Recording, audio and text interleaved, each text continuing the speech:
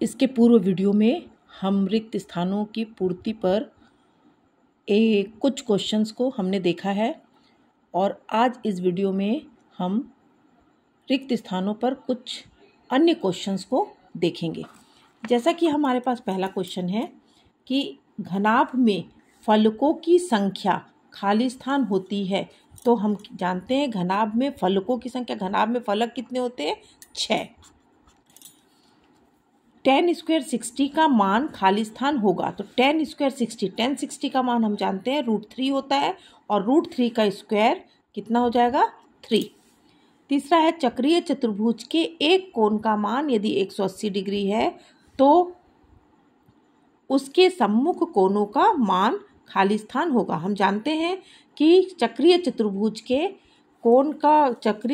के सम्मुख कोण दूसरे सम्मुख कोण का मान कितना हो जाएगा? टोटल 180 होता है और ये हो जाएगा सम्मुख कोणों का योग 180 होता है। यदि एक कोण हमारे पास 80 डिग्री है तो दूसरा कितना हो जाएगा? 100 डिग्री। एक सम और एक विषम संख्या का योग खाली स्थान होता है, तो सम संख्या यदि हम 2 ले लेते हैं और विषम संख्या 3 ले लेते हैं और दोनों को ऐड करते हैं तो 2 और 3 क्या होता है? 5, और 5 क्या होता है? विषम संख्या होता है। तो हम देख लेंगे कि एक सम और एक विषम संख्या का योग विषम संख्या होता है। नेक्स्ट हमारे पास पांचवा क्वेश्चन है, 10 थीटा इक्वल टू 1 है तो थीटा का मान हम जानते हैं 10 थीटा इक्वल टू 1 कब कितने डिग्री में होता है? 45 डिग्री में। तो हम लिख लेते हैं 10 45 डिग्री में हमारे पास उसका मान 1 होता है। -6 और 7 किस चतुर्थांश में स्थित है? और हम जानते हैं -6 और 7 जो होता है वो तृतीय चतुर्थांश में स्थित होता है, तृतीय चतुर्थांश में। नेक्स्ट हमारे पास है बेलन के आधार का पृष्ठ। बेलन के आधार का पृष्ठ कैसा होता है? तो बेलन के आधार का पृष्ठ जो होता है वो क्या होता है? वृत्ताकार होता है। नेक्स्ट हमारे पास है साइन स्क्वायर 60 का मान हम जानते हैं साइन 60 का मान √3/2 होता है। तो साइन स्क्वायर यदि कर देंगे √3 का क्या हो जाएगा? 3 और 2 का कितना हो जाएगा? 4। तो हमारे पास साइन स्क्वायर 60 का मान कितना हो जाएगा? 3/4 होगा। अब हमारे पास बोला गया है कि दो सम संख्याओं का योग क्या होता है, तो दो सम संख्या हम ले लेते हैं। एक सम संख्या 4 ले लेते हैं और दूसरा सम संख्या 6 ले लेते हैं। 4 और 6 दोनों का योग यदि हम करते हैं तो कितना होता है? 10 होता है। तो 10 क्या होता है? सम संख्या होता है। तो दो सम संख्या का योग यदि हम कर रहे हैं तो हमको सम मिलेगा। चक्रीय चतुर्भुज के सम्मुख कोणों का योग कितना डिग्री होता है? अभी हमने देखा 180 डिग्री होता है। घन के शीर्षों की संख्या, घन में शीर्षों की संख्या कितनी होती है? 8 होती है।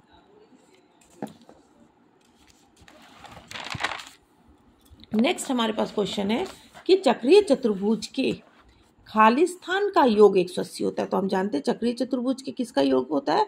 सम्मुख कोणों का योग। सम्मुख कोणों का योग 180 डिग्री होता है।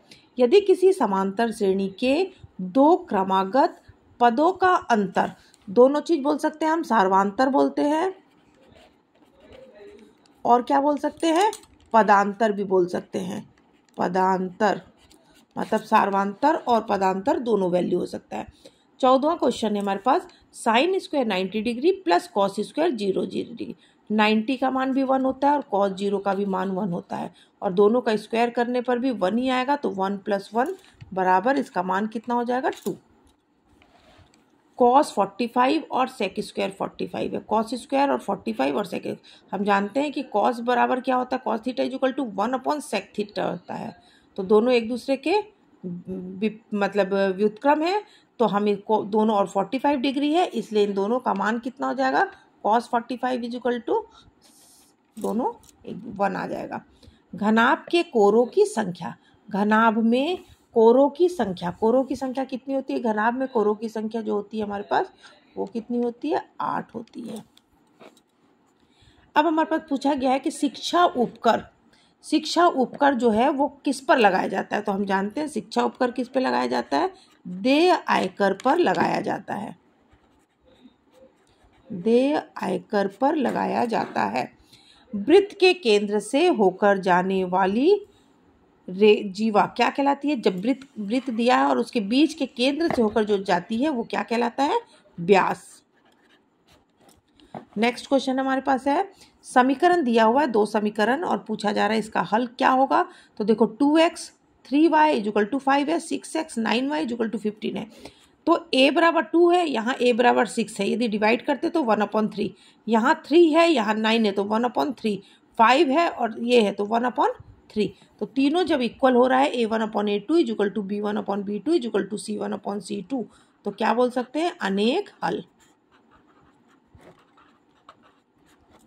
नेक्स्ट हमारे पास है 4, 10, 20 और 10, 70 डिग्री का मान। हम जानते हैं कि जब दो सेम दिया रहता है तो किसी एक को हम चेंज करते हैं, तो ये हो जाएगा 10 90 - 20 हो जाएगा, और 10 90 - 20 क्या होता है? cot 20, और 10 और cot एक दूसरे को कैंसिल करेंगे तो हमारे पास आंसर कितना आ जाएगा? 4। तो इस प्रकार से हम इस वीडियो में